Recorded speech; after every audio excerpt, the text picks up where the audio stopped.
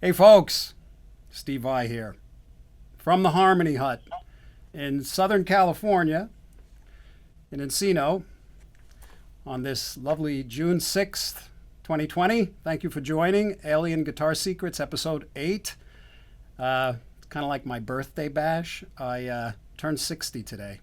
60!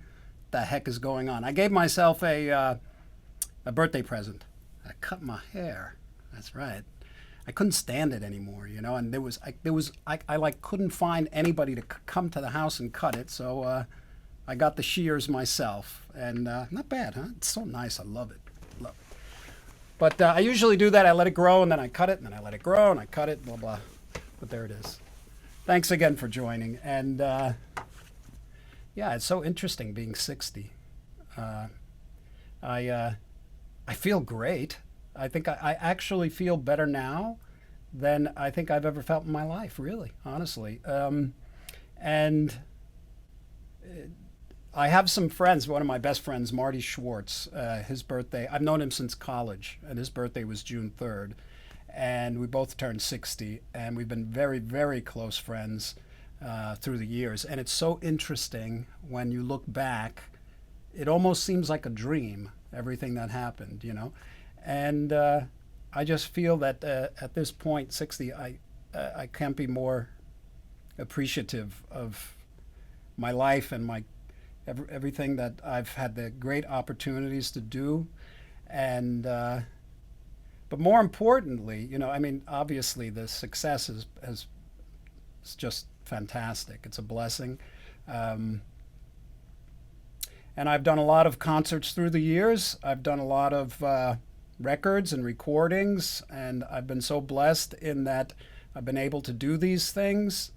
And I've worked with so many great bands. I've won so many awards, and I've been on magazines, and I've worked with so many great companies. And the very interesting thing that I discovered, now that I'm 60, and I look back at it all, is all of that, all of the things that I did through my career, they were great. Some things worked, some things didn't. You kind of navigate. But what I discovered is that the most important treasure is all the people you meet along the way and the bonds that you create with them, because that's what's real. That's what lasts. Like, that's what's lasting for me right now. And I've worked with so many great people, all those bands, and every situation. It's the bond you make with these people that is the payoff. That's what I've discovered. The success is nice. It comes with its challenges, but they're not great challenges for me. So it's nice to be here, and I got some nice little surprises for you. One thing I wanted to mention, that this live stream is also sort of a fundraiser for extraordinary families. Now, we're on Facebook, and there's these stars that you can click to make a little donation, and 100% of the proceeds are going to go to extraordinary families. Now, just a little bit about that.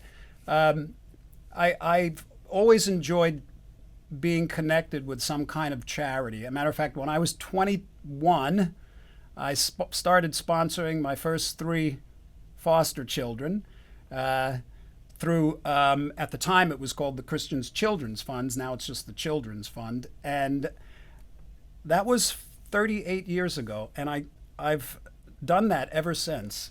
And that was always nice. It's just like $100 a month or something like that, but a couple of $100. But it really is vital for the children that needed it.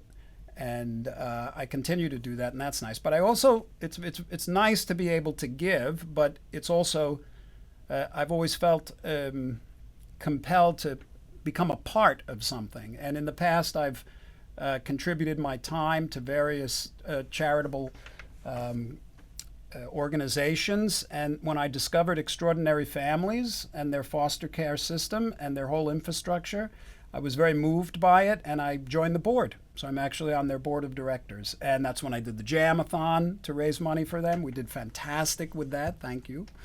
And like many other organizations right now, they're having some challenges for the children. So any kind of donation you can make, come on, give it up. It's very easy. Just click that button. I think they're like 5 cents or whatever it is. If you can do that, that would be fantastic, because it goes to extraordinary families. It is very much needed right now in their infrastructure. So throughout this whole video, I might come back and announce that, but you just check out the stars. And also, you can make a direct donation to them if you like. There's a, Stephen, what's the, I have Stephen Bradley on my left arm. What is the, is there a link or something that we have? Links in the description on here, or they're going to go to extraordinaryfamilies.org/donate. Yeah, where is that link? It's in the description of this live stream. Oh, yes, it's in the description of the live streams. Extraordinary Families link directly to their site. So thanks. Okay, so here we are. Okay, so I had this idea to record this song. With the COVID lockdown and everything, it's so nice to have some kind of entertainment here.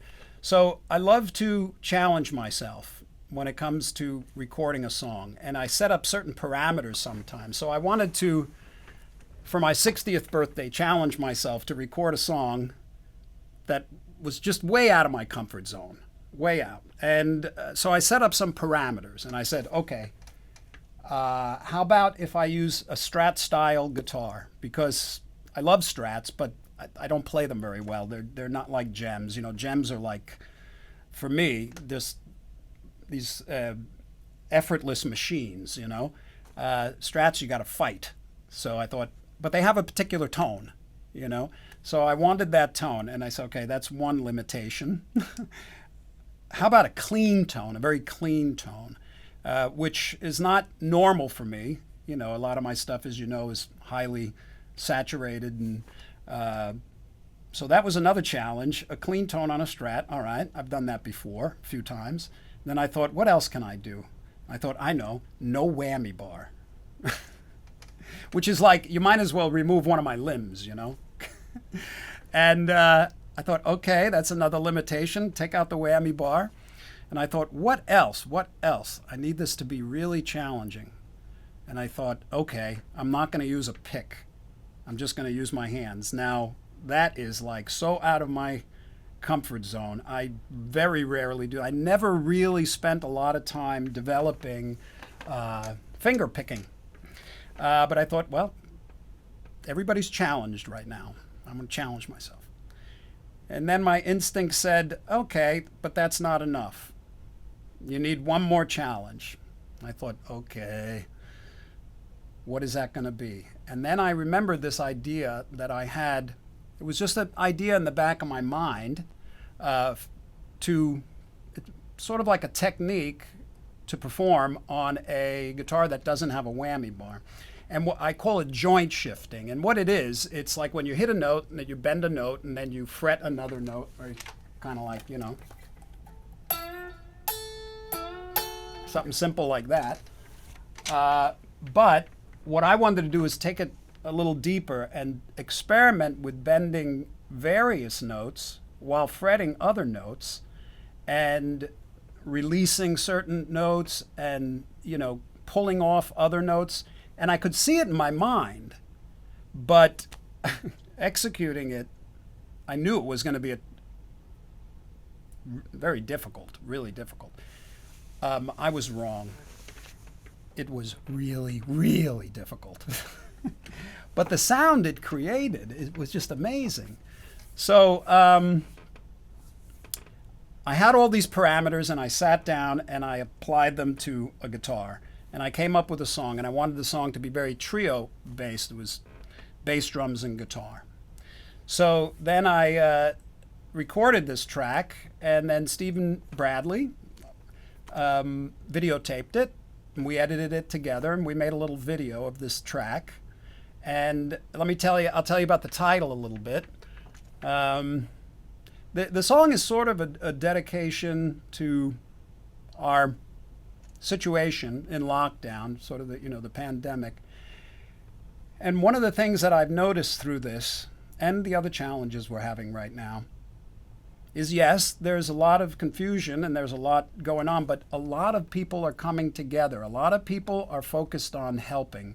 A lot of people are focused on seeing how they can contribute in a helpful way, in a conscious way.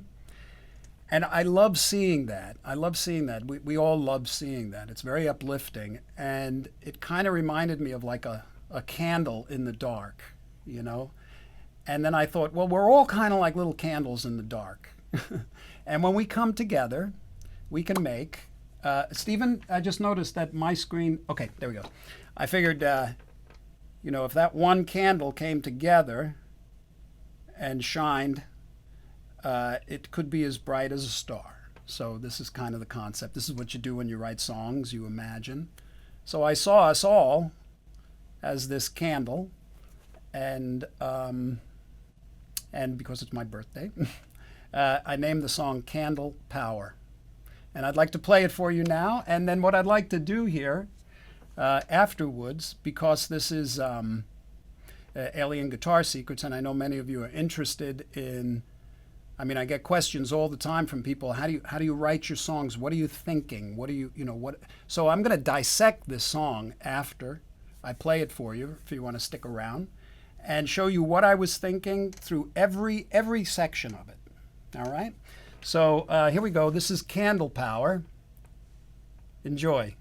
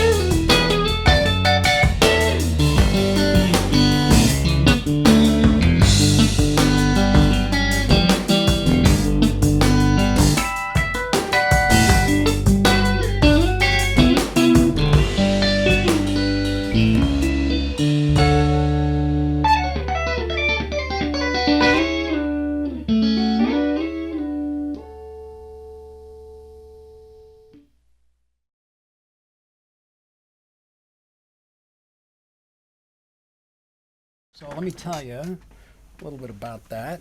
I'll tell you what I'll do.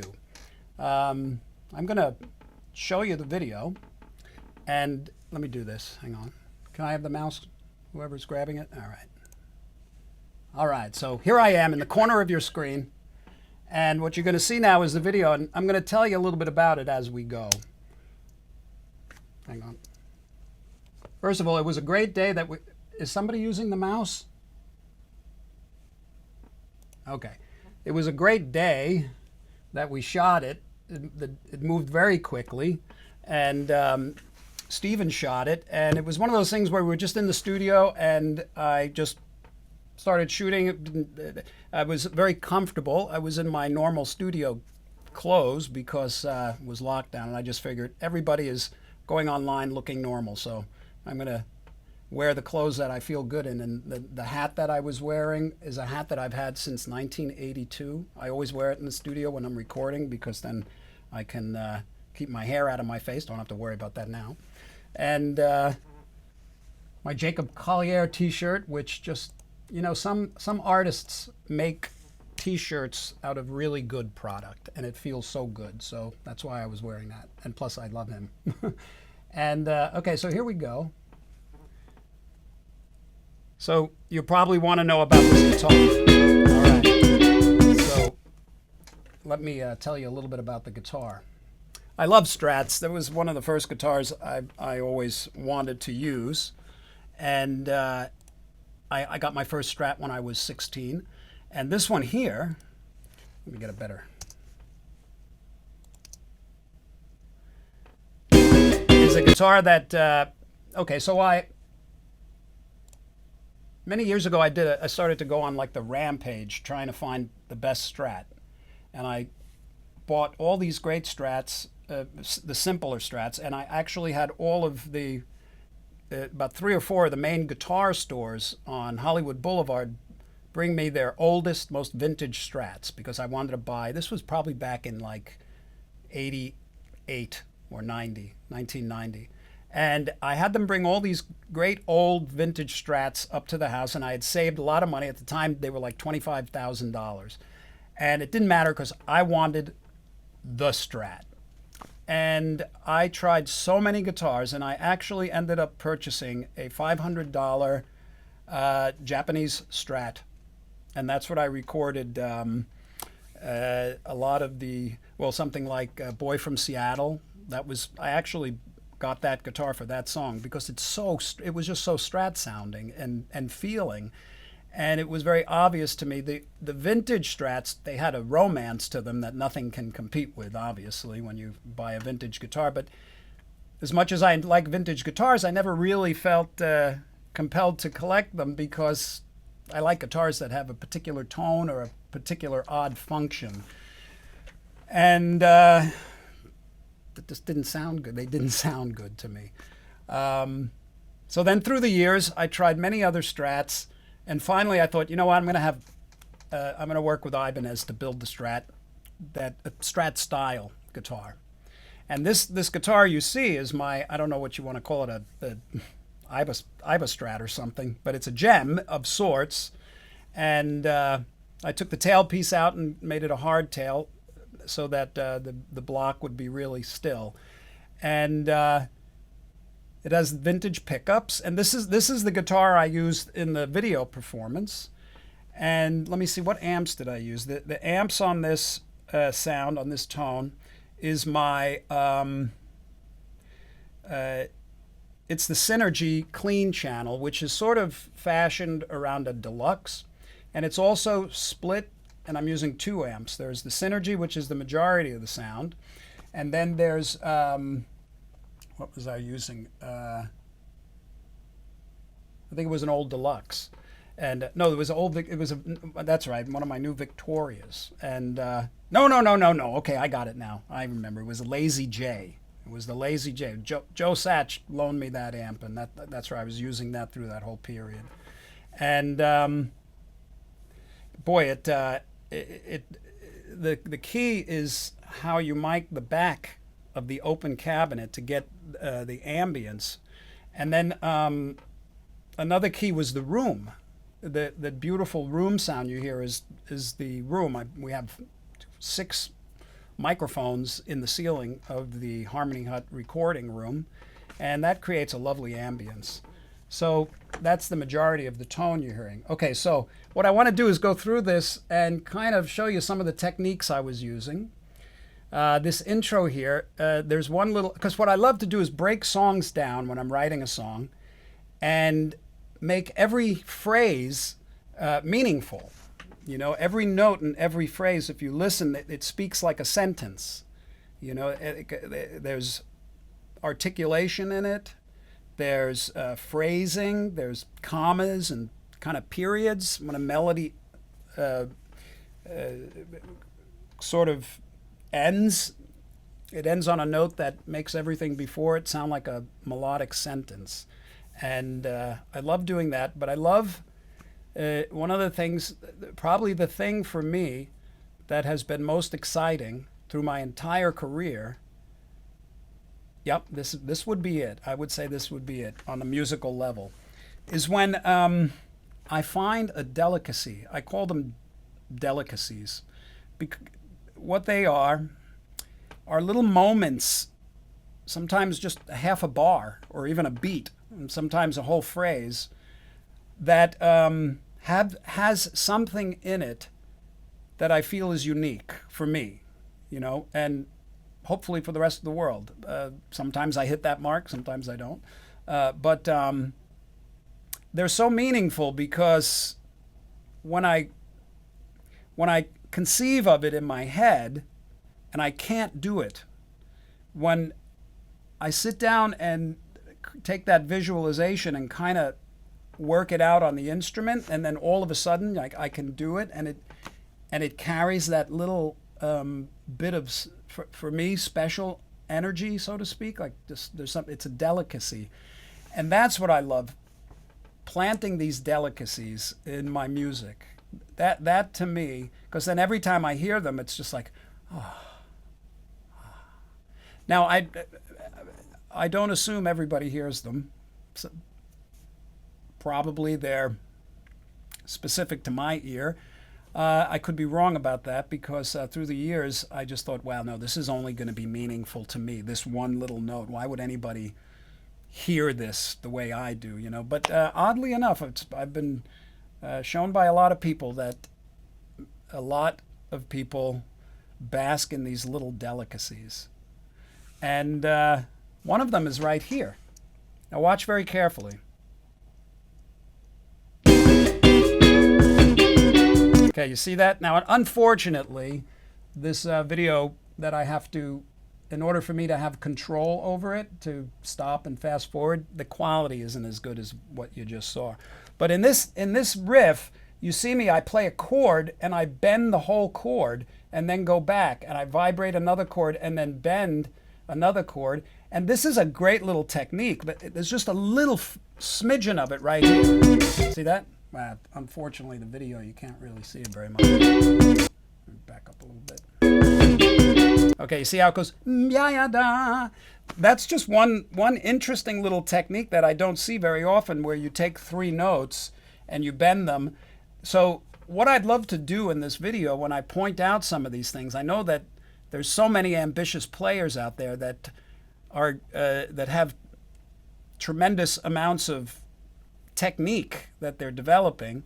I want to share some of these ideas to hopefully inspire you to take these ideas and go way beyond what I'm doing with them. That's how it works, you know. That's how we evolve.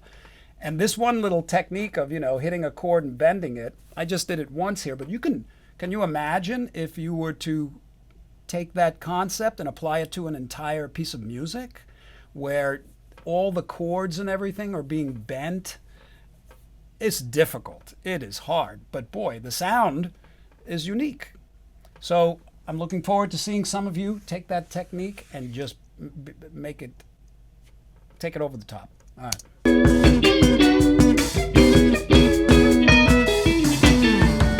Okay, so this little riff coming up here now, the main riff.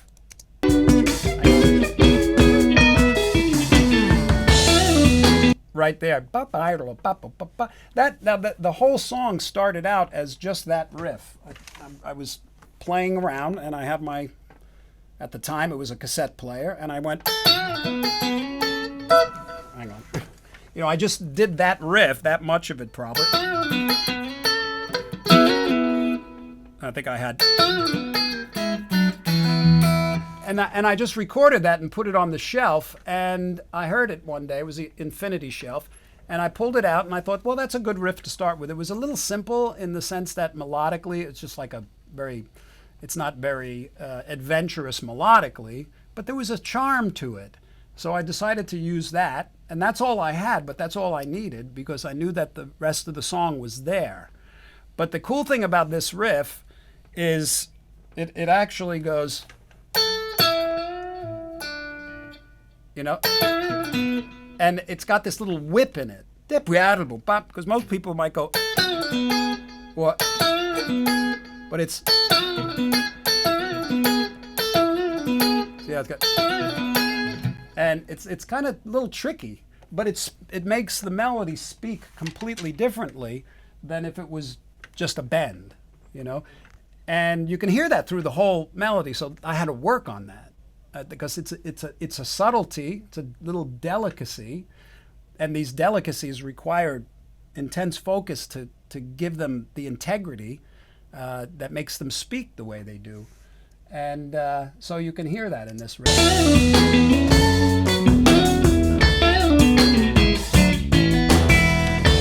That one I missed a little bit.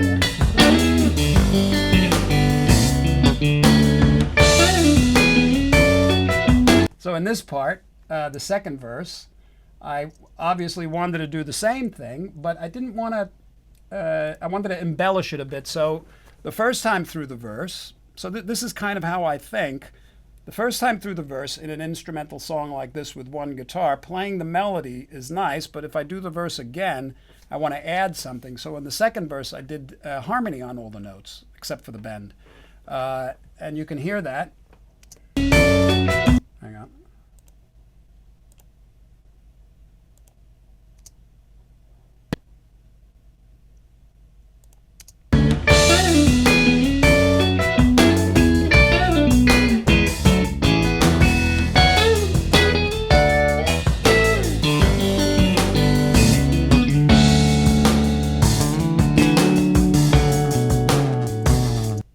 Okay, so that's what I was thinking for the second verse, and then this B section, I kind of had the first few notes of this B section were actually on the original Infinity Shelf tape, and I really like it. Of course, it goes Lydian, which is my middle name, not really, but sort of, and one of the things that you can really accentuate when you have a clean tone like this and you're using your fingers is the articulation, So every single note in this melody, and especially this B section, actually through the whole song, I'm using that to the advantage of the melody. So if I hit a note and it's short, the phrasing it's the thing that makes the melody speak. If I kept it just at one articulation, the way that I introduce the staccato notes, the little plucks, the long notes, that's all the delicacies that make this riff speak the way it does, and especially this one coming up right here, the B section.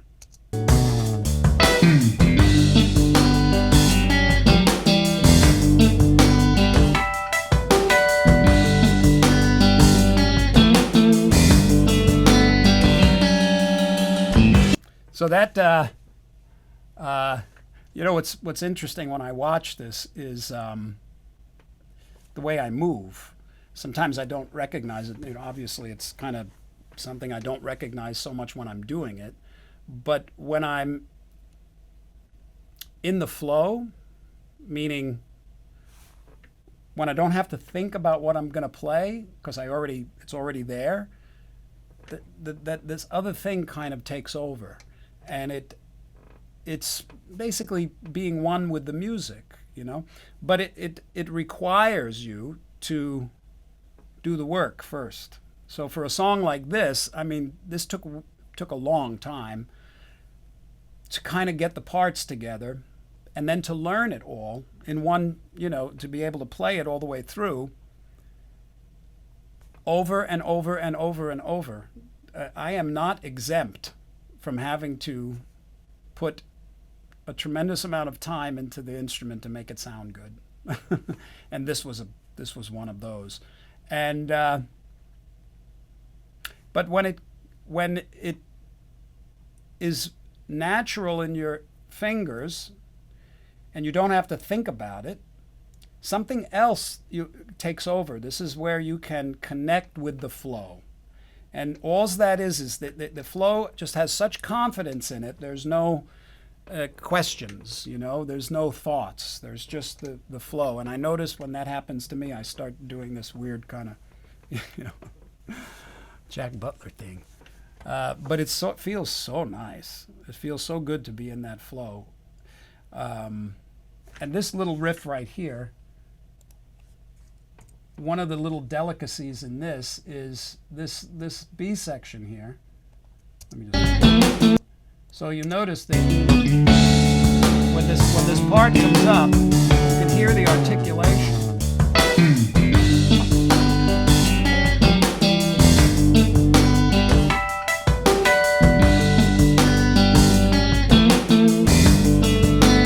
Okay, so this chord coming up right here at the end, this chord is a huge delicacy for me. And the reason is because through the whole previous melody section of the B section, there was a lot of articulation and short notes and space. But then there's a relief on this last chord because all of the notes are open. And it's hard to get for me, to get all those notes open in this chord here, but it's the cadence of the whole part. And I love this chord, the sound of it. I almost considered adding like an extra bar in the song just to let the tonality of this chord ring out, because when it happens, it's a sound that I want to live inside of this chord. The sound of this chord. Right there. Oh God, I love that. Okay, so that's one of Steve's delicacies.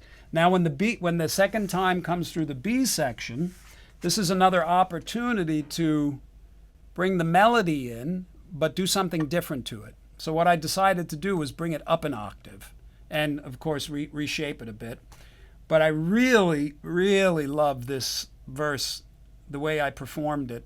I was so in it. It's so nice to be able to have that come out of you with all the articulation and the phrasing. And what I noticed when I watch it that's hilarious is my face. You know, I could see every note that I'm playing in my face. And just the way that the whole thing flows, for me, it's really nice. And here it is.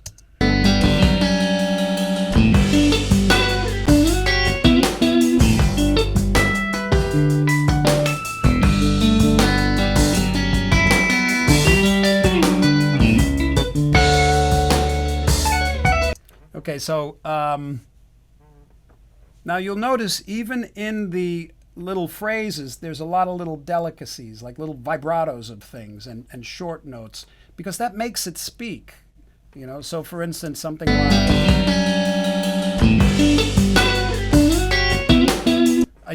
that every vibrato, every plucked note is there. And I'm only expressing this because so many people ask, what are you thinking when you do it, you know, when you're writing a song or you're doing something? And I'm trying to kind of relay that. What I'm thinking in a section like that is, where's the delicacies? Where's the sweet spots? And how do I make this melody speak so that I love it? So that this melody is like a warm friend to me. I actually think that. And it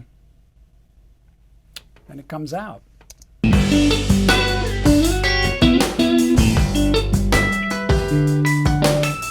And that little harmonic there, ding. So that even though harmonic riffs is an evolution of the previous verse, and it was very tough to be able to get all those harmonics to ring out while going back into the long note chords of that G Lydian thing again, which complements the harmonics. So we'll check that. Oh, hang on.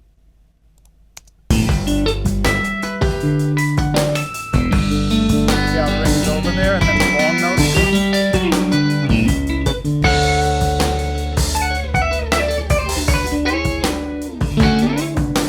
Okay, so now for this B section, or the whatever this section might be called, I wanted to definitely, I knew absolutely that harmonically, I wanted to take it into a different area, because the whole first part is very simple, melodic, E mixolydian, you know, with a couple little odd chords thrown in there. But for this section coming up, now this whole B section is sort of like the solo, I guess. So this first part, what I did was, let me just see what this is. Oh yeah. So every little technique here has something in it that was new for me and difficult. So for instance, what I did here, I knew I wanted different chord changes, but the challenge was I'm the only one creating a harmonic structure, because it's just bass, drums, and guitar. There's no keyboards or anything like that. So I created a melody that moves, that is based on chords, but the chords are inversions. You know, so it creates the tonality. You can hear the chord changes, but there's the harmonic, or I should say the melodic fragrance of the chord. And this first technique here, okay, this whole section here, what I'm doing, what I imagined, and I'm sure there's people that do this really well, is to play legato chords, legato chord changes, where all the chords, as I move, my hands don't really pick up very much. And the slides, this was really difficult. There's parts where I'll play a chord, I'll slide it to a different chord without reattacking it. So that in and of itself is a challenge to get all the notes to come out, and then come back to another chord without reattacking. So you've got three or four chord changes on one attack. But you move legato, and it creates an interesting sound, and here it is.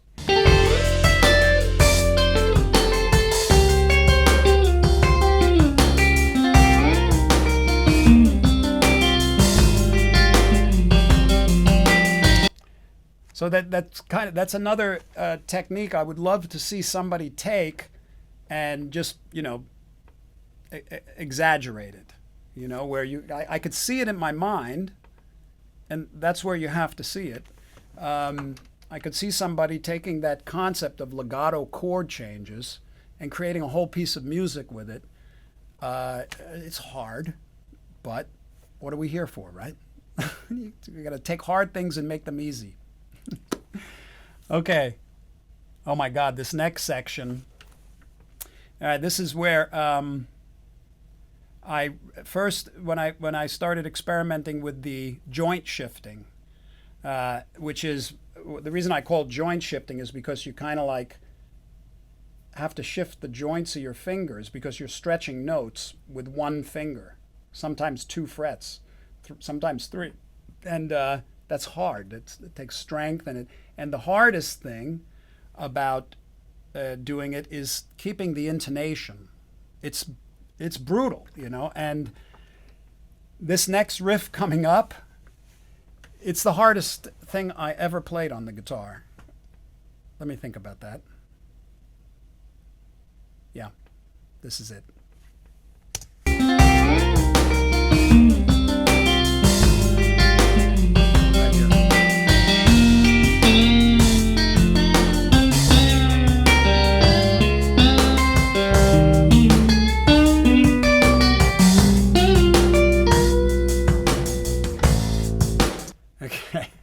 I'm sorry that the video is choppy.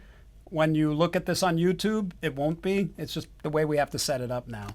But yeah, that was the hardest riff because there's notes that are being bent that have to be bent to the right note, and then there's notes that I'm stretching to, and then there's notes I'm bending while I'm doing that, and then it's kind of like this crawl, and the intonation is the killer. That was the kicker. And plus I'm outlining bizarre chords. You know, they're not normal chords. So it may even sound a little bizarre as if there's wrong notes. You can hear relatively conventional chords in the beginning of it, but then I wrote a couple of chords that were just, you know, very tension oriented with various augmentations in the chord. So when you play those, they're not very conventional sounding. And when you're bending notes to them, all bets are off on what the tonality is. So here again, I'll show you a few things. See that right there, you can see that the joint has to shift. I'd show it to you on the guitar, but I did this a while ago, and I'm not going to be able to do it accurately. So you've got to watch the video.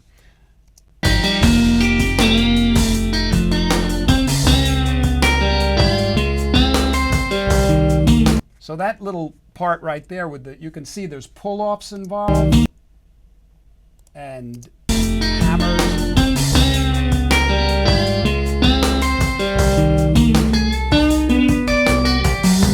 You see that right there, that note? Boom. That was the hardest because if you notice, I'm fretting a note way down there, and once I bent that note with, I think, my second finger, I wanted the rest of the notes in the chord to have other things done to them, but I needed my other fingers, and they weren't in the right position after the bend. So while I'm holding the bend, I have to place my first finger on the bent note without the tone changing, so I can use these fingers for other things.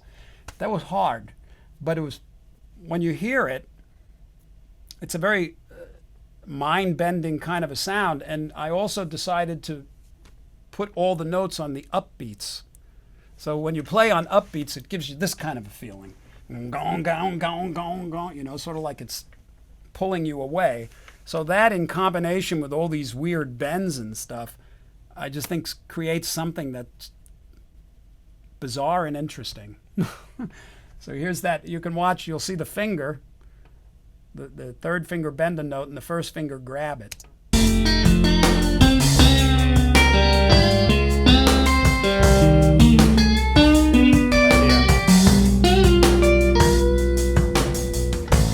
Yeah, that that's fun. It's hard. And one of the challenges also while I'm doing this, my ear is telling me what the melody should be. You know, it's guiding the way. And that's why these weird fingerings come out, because I'll stretch this note, I'll get this far, and my ear will say, okay, this is the next note. And I'm like, I can't. And it's like, yes, you can. You just have to figure it out. Can I change the note? No, this is the melody note, Steve. This is the one you have to play. That's what I'm telling you. It's my ear talking to me. And then you have to go to this note because that's what I'm hearing. So it's like, okay. So you have to just, it's kind of like following a treasure map or something, you know, kind of treacherous, but what a payoff. So the melody is the king, and you let it, or at least what I do is I let it guide me. That has to be number one, the melody. Sometimes when you hear a melody in your head and you're trying to find it on the instrument, you may have a tendency to simplify it. Experiment with not simplifying it. Try experimenting with the idea of finding a way to play what your ear is telling you. It's great. It's such, because when you find it, here's one thing to remember if you do this. There's ways of figuring out how to do anything. There are. And you, of course, unless it's just completely impossible, you know. But usually you can find a way if you are excited enough. Okay, what's next? Oh, this technique of this particular riff. One of the reasons it's so hard also, at some point it has three. It's like you've got joint shifting, which I would refer to as bending one note and hitting a note, which is very conventional. Then I would say double stop joint shifting is when you're bending two notes and then manipulating your hands and other fingers around those two notes. And then I might call triple stop joint shifting is when you're bending three notes in different directions and all sorts of stuff. And I'm only doing it here in this one little passage, but I know that there are players out there, as I was saying before, that might be inspired to take a technique like this and just take it to another level. If you can see it in your mind, I can see it. I can even see myself doing it, an entire piece of music that has all of these joint shiftings in it. I just don't have the time to do it. But I'm not too old. All right. What else? What's next? Oh. Some of you guys, there's some great players that you can check out that have this technique pretty down. I haven't seen them do two or three notes, but like Johnny Highland. If you ever go to YouTube and check out Johnny Highland, he's a freak. You know, he's just a master at that kind of chicken picking, joint shifting. All right, what's coming up here? Yeah, this riff here, this part here is relatively simple because that's how I wanted to keep a balance. Because if you have all this crazy stuff going on all the time, that's fine. But I like to sometimes bring balance into it. So this is part of where the solo starts. And I did one take of the song, and Stephen had the camera right on my hands because so for the future, if I want to play this song live, I can remember what I did. Because once I record it, it's gone. And within a week, a song like this is just a week. What am I talking about?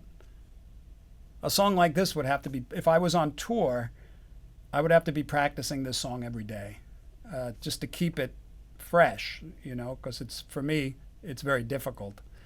And I can't stand making mistakes. So that's why something like this you may not see me play it live. But I don't know, we'll see. So this next part coming up came from the shot that Stephen did very close up. You can tell because I couldn't sway, I couldn't do my flow. I had to just stand there and play. But there's something that I really like about it. It's kind of like, you ever go on YouTube or something and watch those videos of satisfying things to watch? And there's people like, you know, pouring, caramel or making a cake or doing something that when you're watching it, you're going, that's really cool. I'd like to do that. So this little shot was just one of those little moments for me where watching somebody play the guitar, it was just like one of those cool moments, you know, that just look comforting. You know, there's something comforting about just the way it looks on the guitar to me. And maybe you'll find it cool too.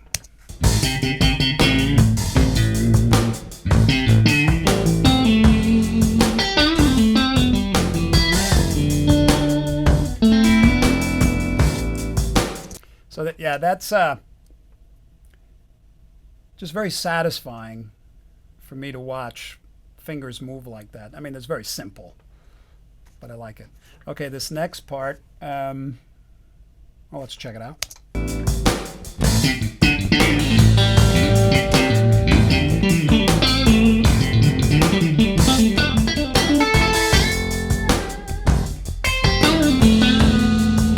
So that was just me noodling around a bit there, seeing how fast or how difficult it is to play fast with these limitations of just using my fingers. I mean, it was a new world for me completely. But I was able to, not completely. I mean, of course I've used my fingers before.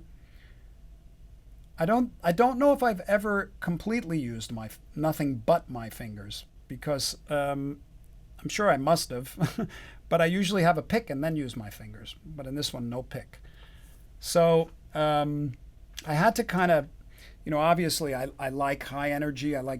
Sometimes I like speed, but I'm like, how am I going to play fast at all and make it sound good with these incredible limitations that I've given myself? So I just fooled around until a cool kind of chicken picking riff kind of came out, and that's part of what this is. Okay, that's what that riff was. But this next riff, there's another little delicacy. Check it out. Okay, you see that riff? It's just so cool because it bends a note while it's holding a note, and then that note slides down, so you get a bend and a gliss sound in one little phrase. And that's interesting on the ear, And there's another technique that if somebody took that technique and exaggerated it, I mean, I can see a whole piece of music, with all of that kind of thing in it. Here it is again. And again, I quoted the melody. And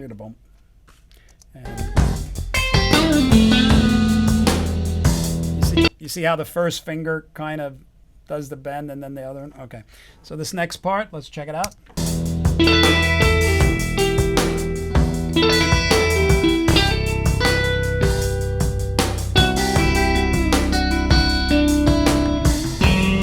Okay, there's another example of my ear leading the way, causing me to have to figure out how to play something that seemed just completely unconventional and impossible. But I knew there was a way, and that's the cool thing about the guitar. There usually is a way, and I just know that if I work on it, I'll get it, but it might require something unorthodox. So for me, it required me to do this little thing where I hammer a note with my first finger on the neck to complement a chord that I'm doing with my left hand, because that had to be the note. The little voice said, nope, nope, nope. I said, what about this note? I can get that note. And the voice said, no, it has to be this note. I'm like, you mother. So, but I couldn't pick the note because I had no, so I used my pinky, and then there was some other movement that my ear dictated, and my fingers just had to find a way to do it. And you can see that here.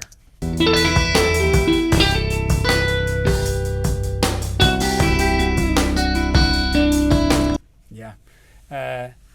So I've seen that technique. There's great play. If you watch Tommy Emmanuel or, there's so many players that have this, especially now. I mean, I get sent so many of these YouTube clips of these young players doing fascinating things on an acoustic guitar where they're doing, harmonics and hammers to create clusters and chords, and then using, other fingers to strum. It's really beautiful. And that's just a little taste. But if you get the concept, it's a great little delicacy, technique to apply to a whole piece of music if you want it. Okay, now this next riff coming up is the one that we posted in a loop. It's another example of the joint shifting. I think I might go to double stops in this one. I have to watch it again. But yeah, it was hard. And I decided to use the footage that Steven shot of me close up without moving. It's a beautiful riff to flow to, but it's nice to watch without any movement too. It's one of those other kinds of weird, satisfying things to watch. Just to me, when I look at that and the way the fingers are moving and the way they're snaking up the neck and the melody that it creates is so the ear dictated the melody, And then the mind had to figure out how to get the fingers to here, to manifest it. And I knew I wanted it to be really smooth, so every motion had to be, it took a lot of work. But again, this concept, if a young player or anybody sees the potential in it, nothing would make me happier than to see them take something like this, completely shoot the roof with it, blow up the bridge. And here it is.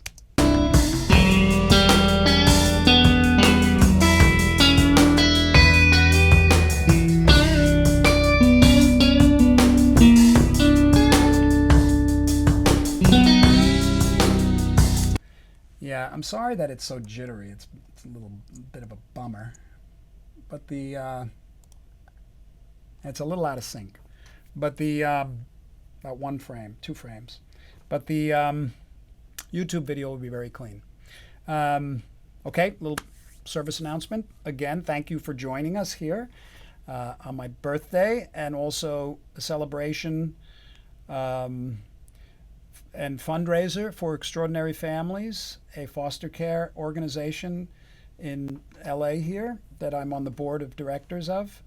Incredible, fantastic group of people that do amazing things for our foster children and the community, and are experiencing challenges, rightfully so, obviously, at this time, and are in great need of support right now for the children, for their food, their programs, all of the various things that this amazing organization does for the children. So please consider making a little donation by hitting the stars on the Facebook Live, and 100% of everything that is donated will go to Extraordinary Families. Okay, where were we?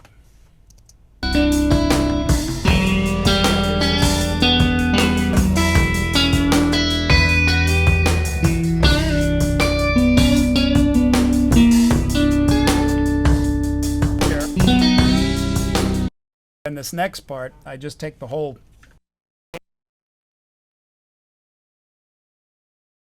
This riff, very satisfying to watch. A couple of things if you're interested in attempting it or expanding upon it. It requires, it's a whole new dimension of bringing your fingers down on the strings so that no other strings are being hit. It's an exercise in strength, finger strength, because to hold some of these, to bend these notes, various frets, with one finger is difficult. And then the intonation, that is the real killer. It's the intonation. Keep holding the intonation. This riff is almost perfect. It's pretty good. It's right at the first one is pretty good. There's one note that's a little flat, just a tiny bit, drives me a little crazy, but there's no way I was going to try to fix it. It was good enough. There, I made a compromise, but trust me, I hear it. Maybe you don't, hopefully. But the key in this joint shifting is just that, shifting the joint. Because the normal conventional way when you bend a note is with this part of your finger strength. You go like that. But with this, because you can't have your fingers like this, and because there's other notes that have to be performed, it's more this action with the joint of your finger that does it. Whoops, sorry. You know, this kind of... I'm shifting my joint. You want to see that one again? I do. I can never get sick of that riff. Jeez, it's so cool.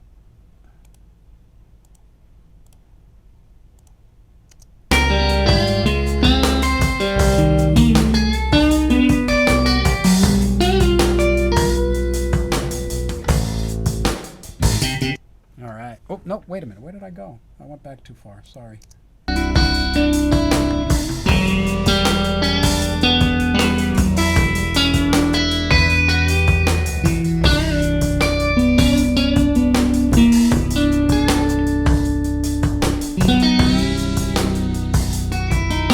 Okay, now this riff coming up, oh my gosh, I love it so much. This whole little section. Some of the things I was thinking was, okay, now it's time to bring the energy down, the dynamic, because the dynamic that you hit a string is a great tool for expressing points. I mean, a lot of players, it's not uncommon to just stay within this dynamic range, but when you are using loud, soft, and space, it creates another dimension. And with this little riff coming up, I wanted to do some of that joint shifting. It was the difficult thing was like shifting, bending a note 2 frets with 1 finger on the 2nd fret of the B string. I mean, wow. It was hard, but I got it. Right here coming up. That's hard.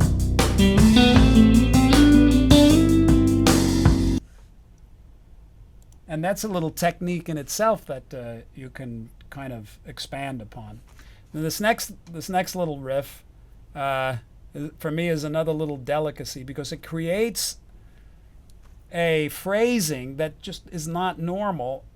It's not conventional. You don't hear things like this normally because, normally on the guitar, if you hear notes being moved around, they're usually one, and that's it. But you usually don't hear a note move, a note being slid, and have it ring out while another note is sliding, have that ring out while another note is sliding.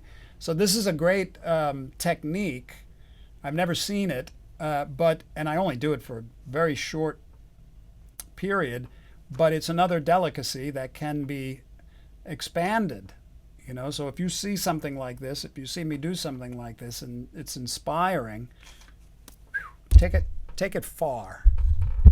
You have to take anything you see, if you're the kind of player that loves to watch stuff like this and learn it. I was like that. There's many players like that.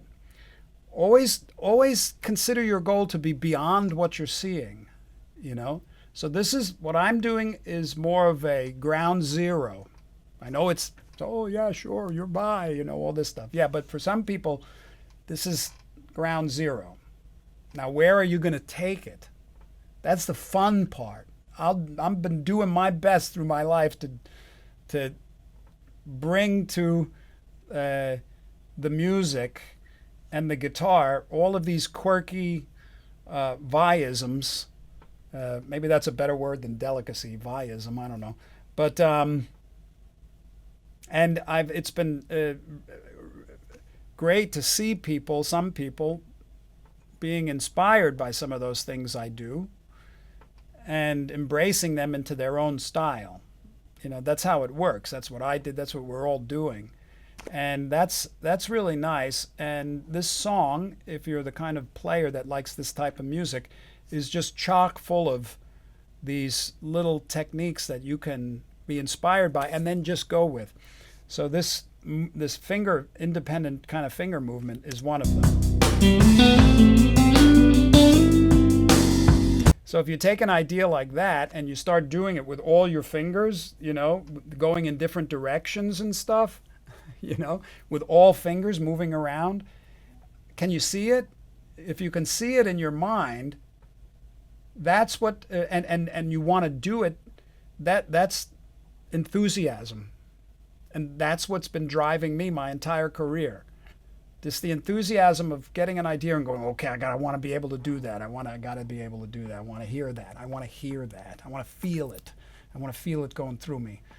And it starts as a idea. And this was just an idea, and I just scratched the surface. I would love to have about 2 months to write one song that has all of that in it. That's going to be your job.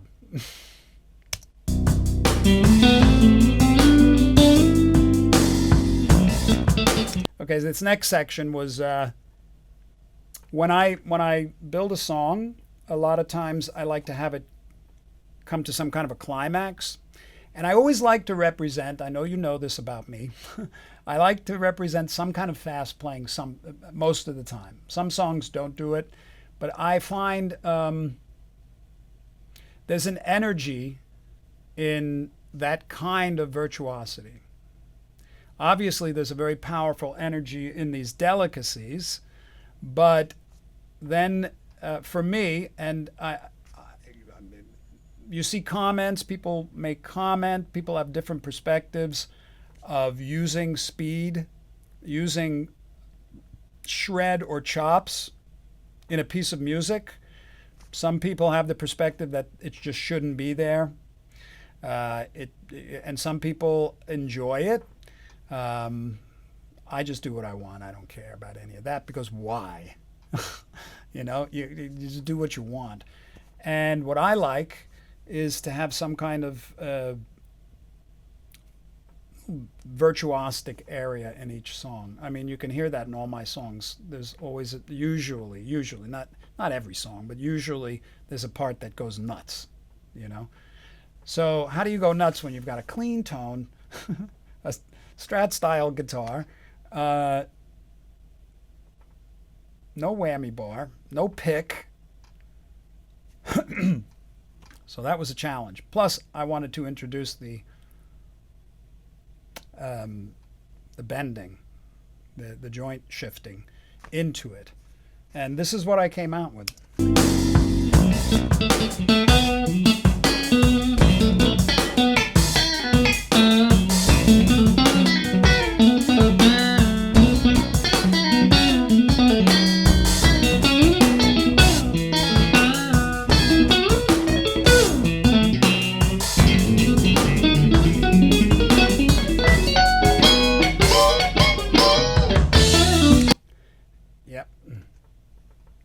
I'm so sorry it's jittery like that. It's kind of crazy, but check it out on YouTube. It looks good. Anyway, yeah, so that you can see the technique of this is what Johnny Hyland does amazing. It's that quick kind of finger picking with those joint shifting things in it, and it sure is nice when it works. This was just a matter of finding notes under the ability to do this kind of thing. But this riff is hard.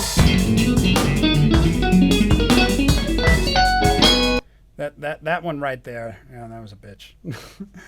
But it was the climax. So what I also like to do, this is a must for me in every song, whether it has a fast section or not. The end of the solo, you have to know it's the ending, and it also has to be the payoff somehow. So it has to have some kind of payoff in it. So that's what I love. The only person that I listen to that doesn't do that and can make it work is Alan Holdsworth. When his solos are over, they're just over. But everything he said during it was incredible. So how was I going to create a climax in this song? And I just thought, then it started to come to me as a visual. And then I have this Digitech whammy pedal, which I love. And there's a setting on there where you hit a button and it just clicks it's not the pedal, it's a button. And you can set it to a particular interview. And I have it so it goes up like a fifth. So a lot of things work. And that's what I used so it's sort of like a faux peak, but that's what I used to create the final ta-da. And it looks like this.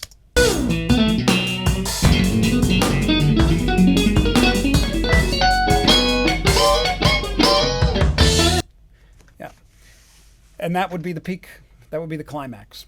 And then it goes back into the head, which is the melody. But this time I shortened it because I wanted the song to come in at 3 minutes and 30 seconds. This song was originally earmarked for, my recording plans change all the time. That's why sometimes you're like, yeah, he said he was going to do that, but he never did it. Well, I hope to do it. But Sometimes I just don't get to it, and I change my mind. So this song was earmarked for a project that I was considering doing next, which was actually 3 records, three trio records.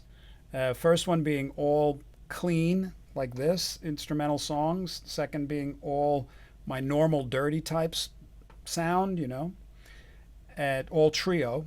And the third one would be like tuned down 8-string. I mean, I was going to go to the wall with the heaviest stuff. And I thought about that, and I started planning for it. And then I recorded this, and then I decided I really would prefer to complete Real Illusions Part 3. So that's kind of what I'm working on, along with many other things that I'll keep you posted on. But this song is here for you now. And it goes back to the head, and it's shortened a bit because the concept was every song on those 3 records was going to be 3 minutes and 30 seconds exactly. I don't know, just things, ideas, parameters. And so this song is exactly 3:30. And in order to do that, I had to get that last verse in there with a little bit of compression.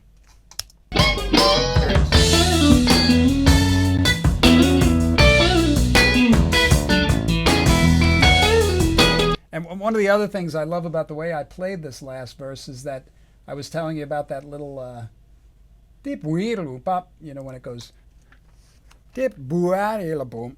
You got to get all those notes in there. It's like a quintuplet. 1, 2, 3, 4, 5.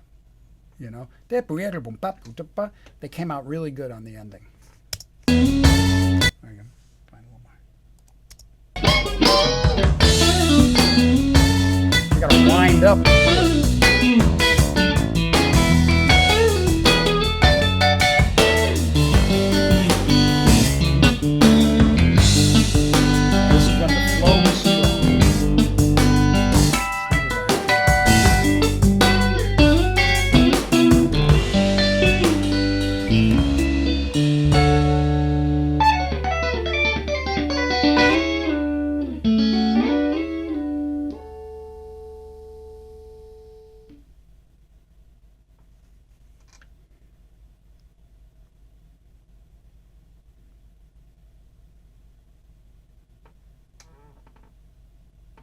And there you have it. Sorry. Give me 1 second.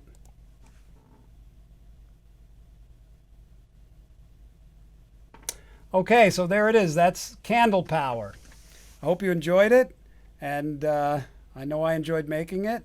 And I'm so happy that I can play it for you during lockdown on my birthday. And my 60th birthday. Holy mackerel, don't blink. It goes by quick. Other things that are in the works. First, also, thank you so much to all of you who have been coming to these live streams, and especially the Under It All. I've been getting some very cool mail at Under It All at Via. I can't get to them all, but I did put a little space in between the live streams that I was doing for I was doing 2 a week for a while, and I kind of knocked off because I wanted to do this for you so I'd have it ready. And also I will be doing more eventually, more Alien Guitar Secrets and more Under It All. And again, thanks so much for the kind letters and support of that stuff. And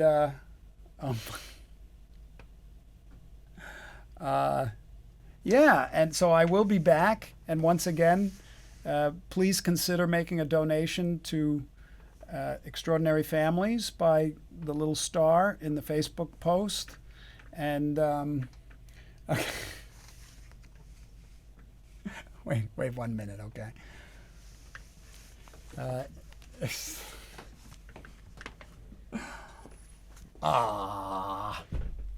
I kept hearing someone talk about delicacies Okay.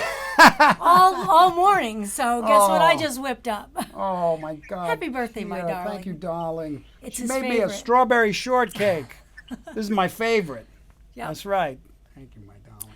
Happy birthday, Thank darling. you. Candle power. Candle power. Gotta blow it out. Thank you. Yes. Ah. Thank you for making Steve's birthday so That's special. right. I'm going to be eating this in about 1 minute. I'd love to share it with you, but sorry, no can do. But there it is, and Pia made it. Thank you, my darling. I felt like I was on one of those baking shows with a deadline. Like in the kitchen going, oh my God. All right. Thank you. All right. Thanks, folks. I will see you next time, and you'll know about it. I hope you enjoyed this. I know I did. God bless you all, and we'll see you next time.